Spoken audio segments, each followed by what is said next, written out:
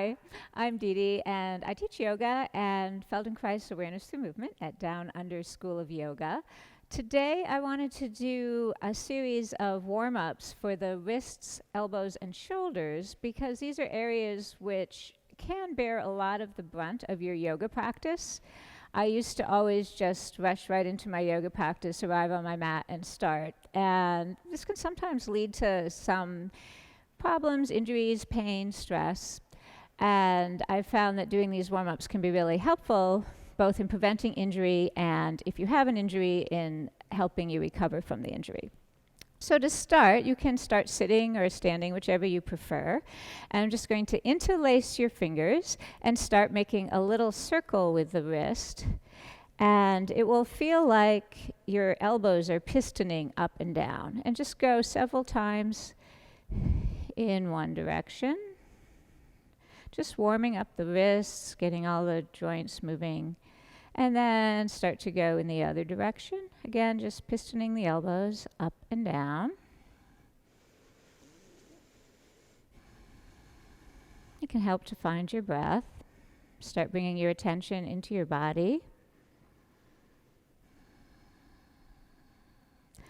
And then I place the hands palms down, fingers back, and you can adjust the amount of stretch depending on where you place your hands. So the farther forward you place the hands, it will increase the angle between the forearm and your hand. So increase the angle at the wrist and draw the belly back. You almost protract your shoulder blades. So you bring the shoulder blades out to the side and just hold this, feeling the stretch along the front of your elbows and wrists in the forearms. And keep drawing the belly back. You don't want to get an arch back, which is actually my preference in my natural state of being. So you want to bring the belly button back, round the back a little, the shoulders pull away from the spine. And just hold this and breathe.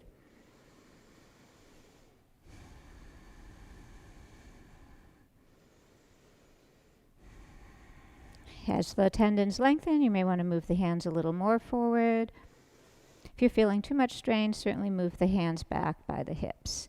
Then turn the hands over. Again, the fingers are pointing back toward your feet, and the backs of your hands are on the floor. And again, the farther forward you move your hands, the more stretch there'll be because it changes the angle at the wrist.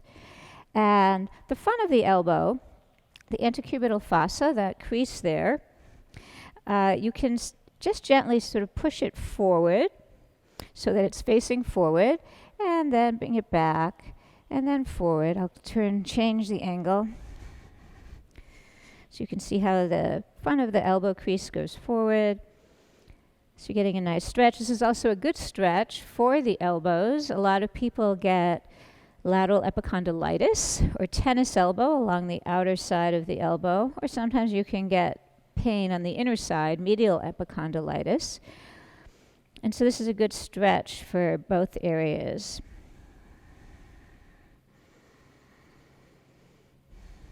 All the tendons that work to lift the wrist or at the strength position start on this area where on the outer side of the wrist, the lateral epicondyle. And so that's a common area, but then also bending the elbow can stress the inner side.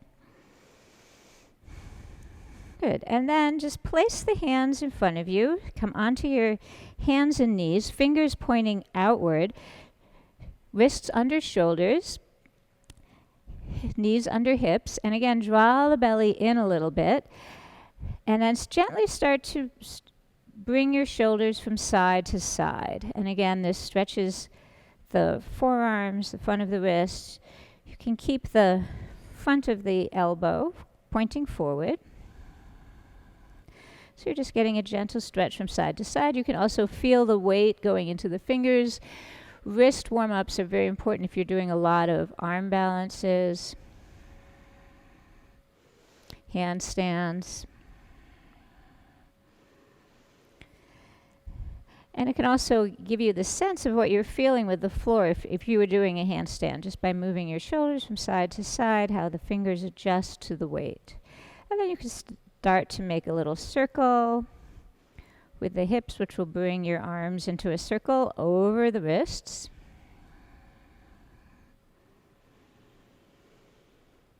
So again, just bringing your wrists through a nice range of motion. There are many little bones in the wrists and many joints. And then change direction.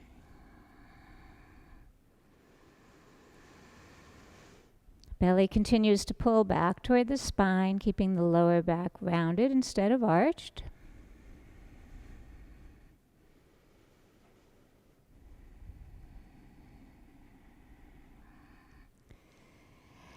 And then sitting back, turning your hands so that the fingers point backwards. Again, this is a similar position that we had before, but now push the hips back toward the heels to get a little bit more of a stretch through the front of the wrists and forearms. And you can do this with the breath if you'd like. So exhaling back, inhaling forward, exhaling back. Pressing with the fingers, inhaling forward, exhaling back, inhaling forward. And then turn the hands, so the backs of the hands are on the floor, the fingers are pointing outward, the thumbs are facing back toward you. And again, bring the hips back to the heels, and you'll feel a stretch through the thumb side.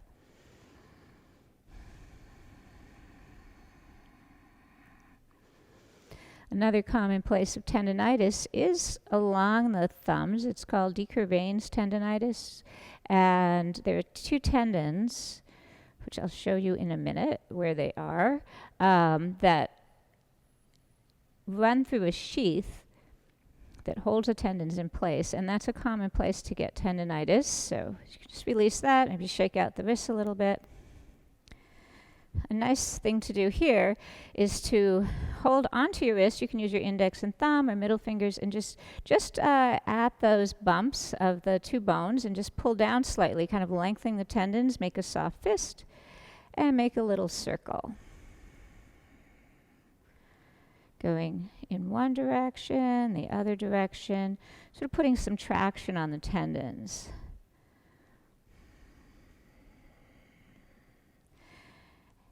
And this is good, again, for that decurvain. So decurvains are two tendons, abductor pollicis longus and extensor pollicis brevis, that go through this sheath here. And it's a common place to get tendinitis. To stretch this, you can just put your thumb in your fist. If you have tendinitis, it will be sore. So you just gently start to pull your wrist toward the little finger side. And that creates a nice stretch across these tendons. Just hold and breathe. Again, keeping the belly button drawn back toward the spine, lower back a little rounded.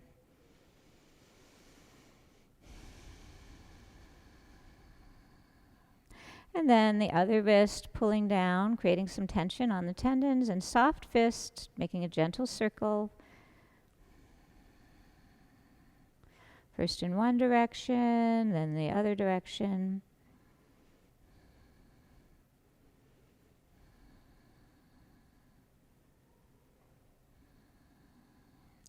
And then to stretch those tendons in the first compartment, you bring the thumb into your fist, soft fist, and then gently pull to lengthen those tendons toward the little finger side. You can see the position. Do feel a gentle stretch. If you're having a lot of pain, don't do as much, but gentle stretching is good. And you can do this several times throughout the day. You can do it when you're, sitting in a meeting or standing waiting in line.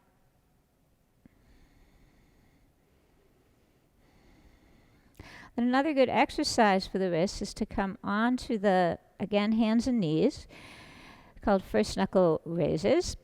And this actually stretches across the finger tendons.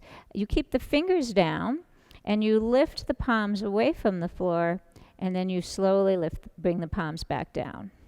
Just doing that several times. This is good for strengthening for handstands, but it's also a nice stretch. Really stretches across the tendons. I always notice how I'm right-handed and the tendons are much tighter on the right side for me. So you can do this several times slowly.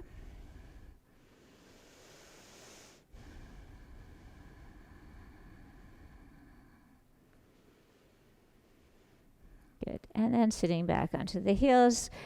Getting back to a good stretch for the lateral epicondyle, the tennis elbow. If you extend the arm out and you pull the wrist down, well, it seems like you are just stretching this with the hand down. It seems to bring the stretch a little bit more into the elbow if you're having any pain here, or to prevent pain.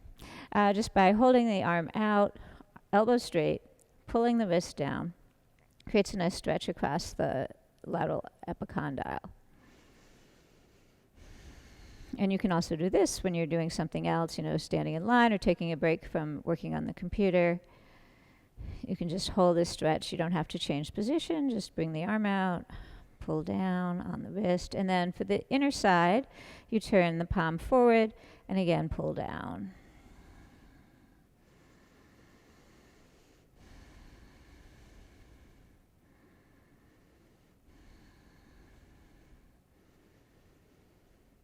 And then the other side, so first the back of the hand away from you, palm toward you, arms straight, just pushing down with the other hand to lengthen across these tendons. You can change the angle a little bit, the arm, to really find the place where you feel the most, the stretch that feels most satisfying for you.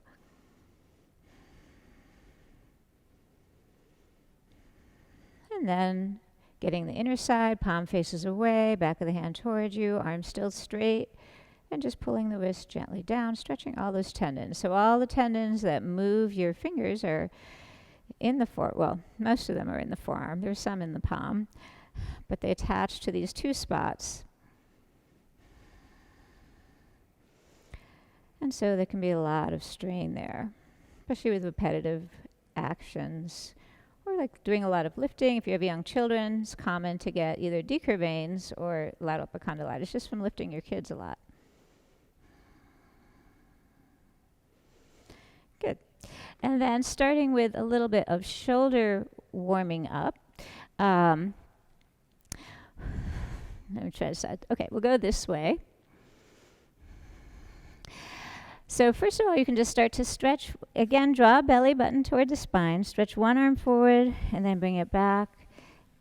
And just alternate a few times, just feeling a stretch, creating the length through the whole right and left side, alternating.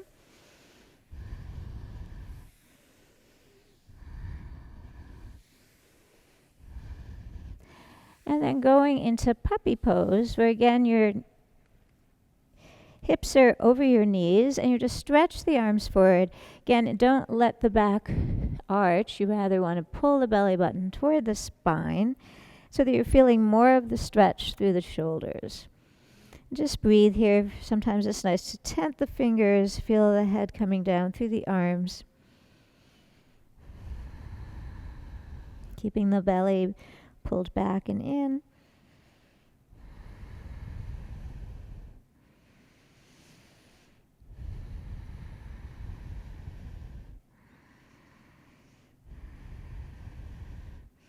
And then sitting back into child's pose, just bring the arms over to the right. Bring the left arm on top, left hand on top, and just feel the stretch through the whole left side of the body. So not just the shoulder, but you're also feeling a stretch through the sides of the ribs. And you can use your breath to really help open this area. So inhaling and feeling the ribs spread apart. And exhale, you soften, feel a little more stretch through the shoulder.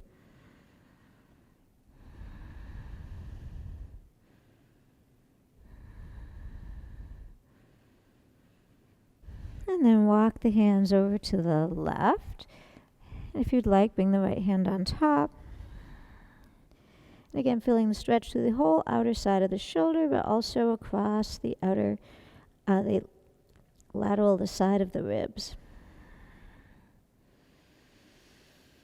Really feeling the breath, expanding the rib cage.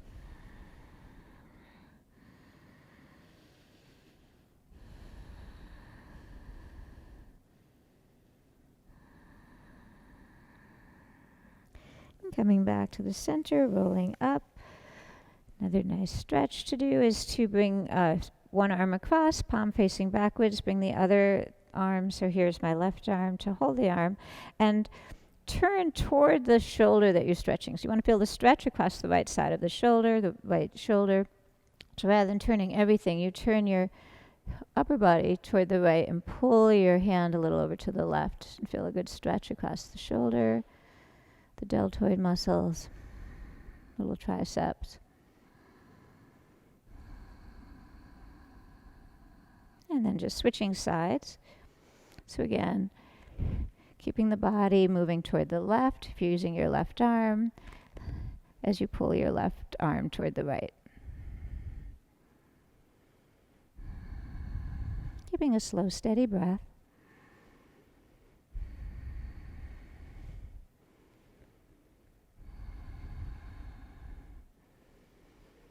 And you can certainly hold these stretches for as long as you'd like, bringing one arm up, holding the elbow, just gently stretching the elbow over toward the side, and then you can again feel the opening through the ribs on one side by tilting the head away from the side that's stretching.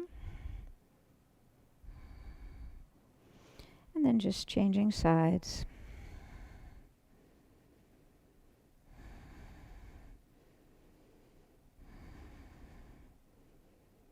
And releasing the arms. A good way to stretch across the front of the shoulders is if you have a wall. You can do this standing or kneeling, as I'm going to do here. So you place your hand on the wall and just turn away from the arm. So you're feeling a stretch across the front. The hand stays fixed on the wall. The arm is straight.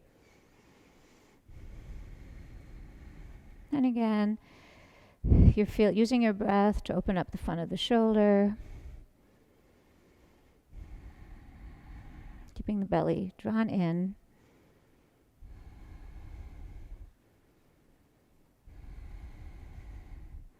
This can be really great for back bending,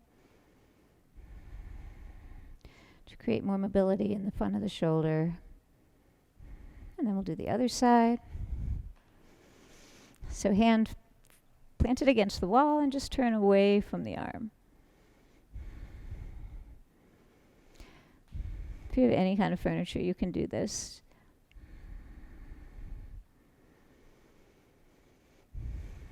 Slow, steady breaths.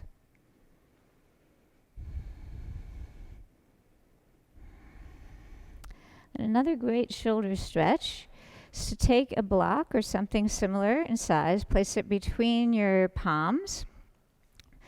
I actually like to do this on a bench, but I'll show it on the floor, then maybe I'll take that stool over there.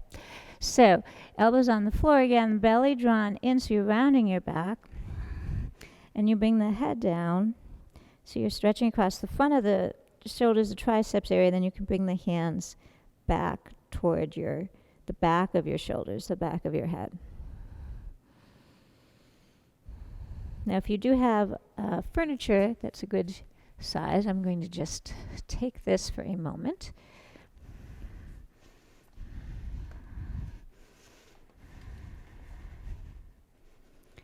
So if you have a table, you can do this standing, or your kitchen island. Again, you place the elbows on the edges, bring the chest down through the arms, belly drawn in, and then just bring the hands back with the block toward the back of your shoulders. And again, your breath is a very powerful way to start opening up the ribs. I think a lot of limitations that people feel in their shoulders is because the ribs get a little stuck. So using your breath to open up the rib cage can help with shoulder movement as well as spinal movement. Good, and then release, coming back. There's one more exercise I'd like to do for the shoulders. I find a lot of people doing a lot of chaturangas and planks, they start to feel some stress or some pain in the upper arm, which can be related to the rotator cuff. And so exercises designed to strengthen the rotator cuff can be super helpful. Rotator cuff are 4 small muscles. They're under the deltoids. The deltoids here. There's one in the front, subscapularis, and then there's one at the top, supraspinatus and infraspinatus. So the spine of your scapula is here, supraspinatus runs here, infraspinatus runs below the spine, and then there's teres minor. So one way to really strengthen this is to lie on your side. This weight is a 3-pound weight. Use relatively small weights, or you can use a water bottle or a can of food or anything that you have. You can rest your head on a pillow if you like, or just on the floor. To strengthen the subscapularis in the front, just slowly bring the arm, it's resting on the floor, toward the belly and away. That was 2, we'll do 10. 3, 4, slowly lowering down. So controlling the lowering. 5, 6, 7, 8, 9, 10, and then just switching to the other hand. The elbow stays on your side. You can rest your head on your other arm, and you rotate away from you. So all the other rotator cuffs muscles are external rotators, so you rotate away. 3, the elbow stays along your side. 4, and again you lower with control. 5, 6, 7, 8, 9, 10. And then we'll just switch sides. You could roll over, but I'm going to go and switch this way so you can continue to see me. So starting with the external rotation, bringing the arm away from you, elbow stays on your side. 1, 2, 3, 4, 5. And remember, these muscles are small, so you don't need to use a lot of weight. 6, 7, 8, 9, 10. And then doing the subscapularis.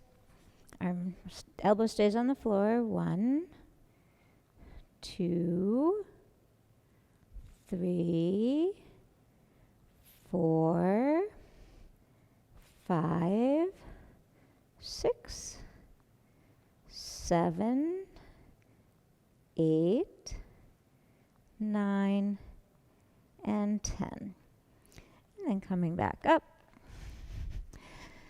So you can do any of these exercises that feel good to you before you start your yoga practice, or before if you're going to be practicing handstands. The rotator cuff muscles can be done again anytime. Sometimes just if you sort of are having shoulder problems and you forget about doing it, I find doing them just before bed. Leave this weight by your bed and you'll see it, and then you remember to do them. So thank you very much for joining me, and I'll see you in the studio or back on video.